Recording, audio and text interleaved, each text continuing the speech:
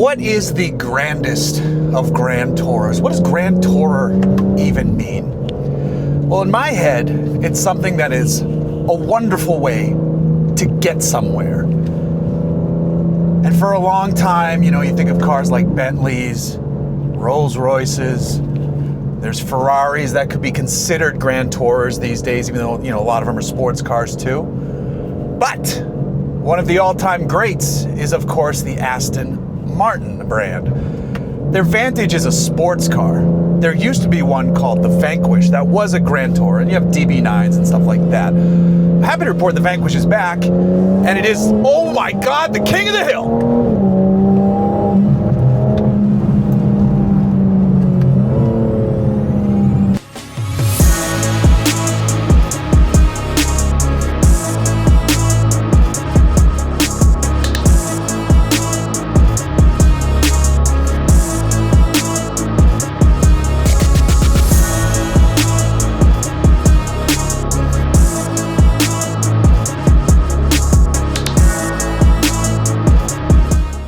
This car, I'm gonna swear right off the bat, this car is fucking incredible.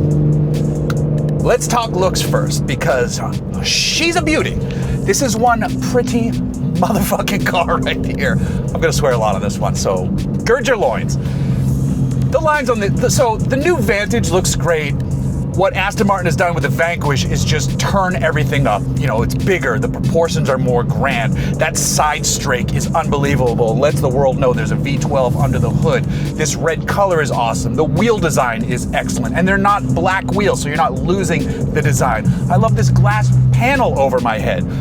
The nose looks great. The tail and the rear hips are stunning, and that rear panel, which I think some people might dislike it, but you are wrong, it looks awesome. It is such a cool statement piece for the back.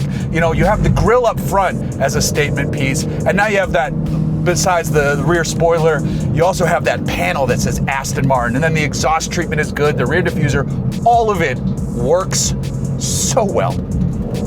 Inside, the cabin is gorgeous. You've got the screens, the modern screens, 10.25-inch screens that we've already seen on other Aston Martin models. They work good, they look good, the center stack looks nice. The carbon fiber in here isn't like over the top carbon fiber, it's carbon fiber that looks good, it doesn't look out of place, and then against this just wonderful brown leather interior.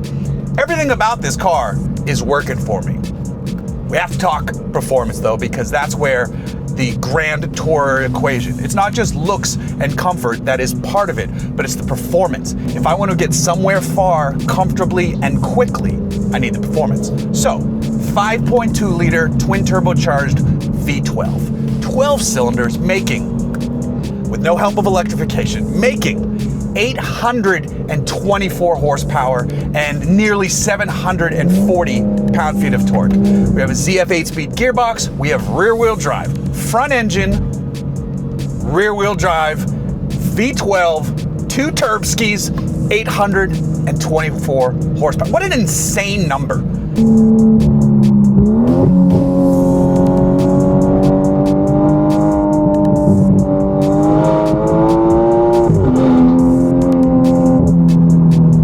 Car that doesn't have some form of mild hybrid tech helping you get there.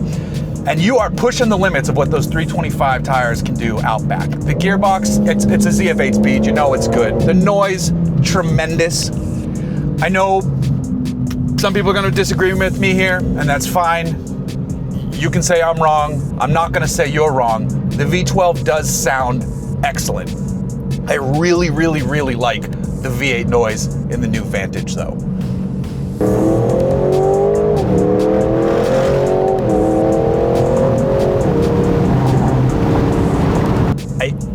I'm not saying one's better than the other. I'm just saying I don't think these modern V12s are quite as high-pitched as the old 5.9/6 liter V12s. This one, it sounds awesome. It sounds awesome. Give me a V8 though. Not in this car, in the Vanquish.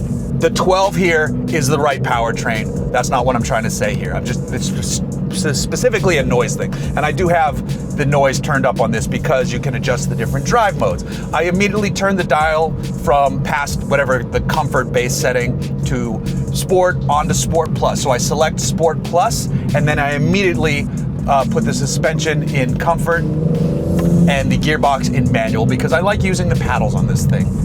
They work well. It's fun to let it wind up a bit more to get more of that noise out of it. You do have to watch the nose of this thing when you're coming into driveways because that front chin splitter is low and there is no nose lift. This car definitely could use a nose lift system. I know that adds weight and complexity and all that crap, but I'd rather have a little added weight and a little added complexity so I'm not ruining the nose of my very expensive car, which we're going to talk about here in a second because the price on this one is, I want to say it's shocking, but what it's competing against, that's how much this stuff costs. So the base price is right around $424,000. A colossal amount of money. And as you know, in this class of car, or even classes below this, nothing is the base price. As tested, $515,000. Woo! That's a lot of dough. Now, let's line this up against, say, I know a lot of people are out there comparing it to, what is it, the Ferrari Roma or the 12 Cilindre, whatever the hell it's called. That starts at $470, and you know that's going to be $500,000, $600,000. So that's this is the realm where the Vanquish lives now, and it deserves to be there because it's probably the best looking car in the segment. Not probably, it fucking is. It's the best looking car in the segment. It has a fantastic interior. You could argue, you know, like obviously a Bentley or Rolls will have a nicer interior, but then come back to the performance side of it. 824 turbocharged V12 rear wheel drive. I mean, it's easy to make fun of Aston Martin's for real drivers only tagline because it is corny as shit.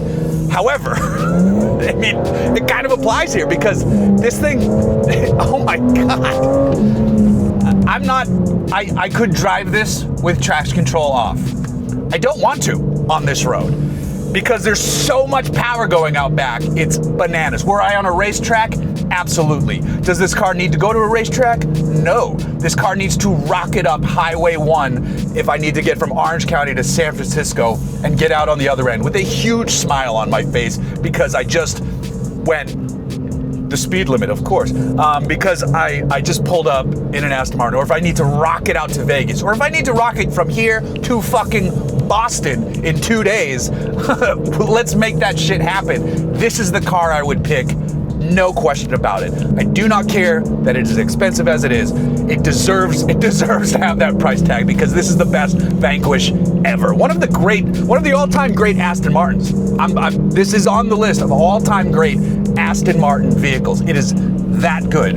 And it is limited production. Aston is only going to make 1,000 of them for the 2025 model year, and only a third of those are coming to the country. So I feel fortunate just to get to spend a week with this thing because it has been an absolute wonderful week. This is a total home run from Aston Martin. The new Vanquish fucking rules. I told you I was gonna swear.